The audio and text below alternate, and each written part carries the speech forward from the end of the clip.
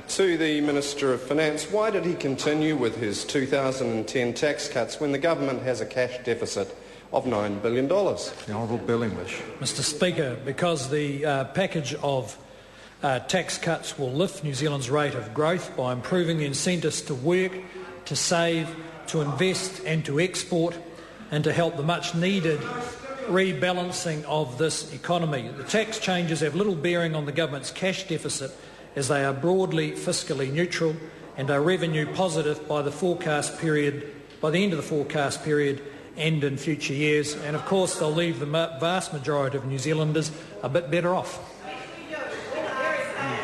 The Honourable Shane Jones. To the Minister, can he confirm why his old-fashioned recipe of borrow and hope is going to generate jobs, lead to the creation of new firms in the face of tax revenue declining and government borrowing over $1 billion a month, as he confirmed this morning at the Select Committee? The Honourable Bill English. No, Mr Speaker, I can't confirm any of that because it's all wrong, and it's a bit rich being lectured by the Labour Party on borrow and hope. It's a bit like being lectured by a gambling addict on going to the pokies. Craig Foss. Thank you, Mr Speaker. Supplementary to the Minister. Did the government at any stage borrow to give tax cuts? The Honourable Bill English. Mr Speaker, the answer to that, of course, is no. Mr Speaker, the income tax cuts of April 2009 were fully funded by the accompanying changes to KiwiSaver and the R&D tax credit.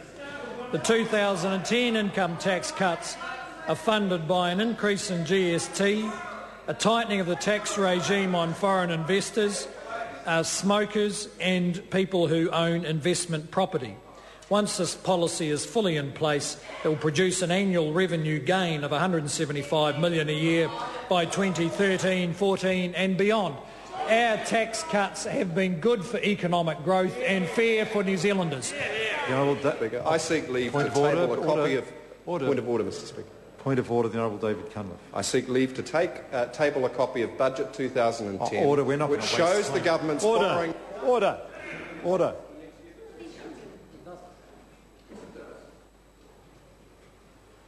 Shame the Minister interjected then, because otherwise Mr Cunliffe might have been taking an early shower. When I get to my feet, he will sit immediately. The member knows that we do not table copies of the budget, waste time during question time, or that sort of thing. Stuart Nash, supplementary question. Mr Speaker, to the Minister, given he admitted to the FEC today that his tax cuts were not stimulatory, can he explain to the House why, according to Budget 2010 docs, he is borrowing ever-increasing amounts of money to pay for them? The Honourable Bill English. No, Mr Speaker, the member is wrong. The budget documents do not show that. Well, no, they don't show that. What they show is that over 4 years they are broadly fiscally neutral, and that beyond year 4 there's actually a gain of about $175 million a year. I don't know which budget the member is reading. Craig Foss. Thank you, Mr Speaker. Supplementary to the Minister. What impact did the 2010 tax package have on income distribution?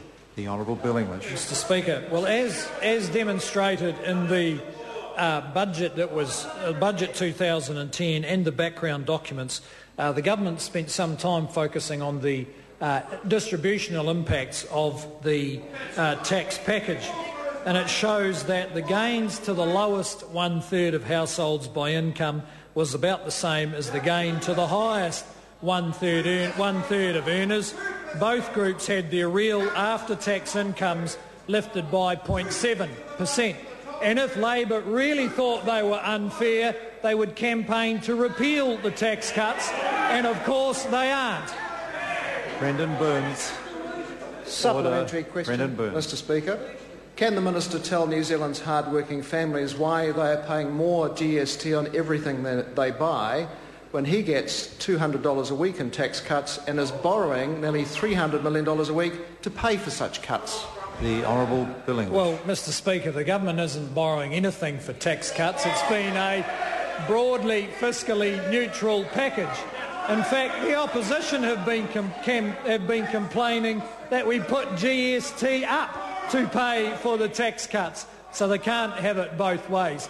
These are fair tax cuts, but more importantly, they help rebalance this economy after a decade of mismanagement where New Zealanders were misled into believing that borrowing, spending and speculating on houses was the path to wealth. It is not.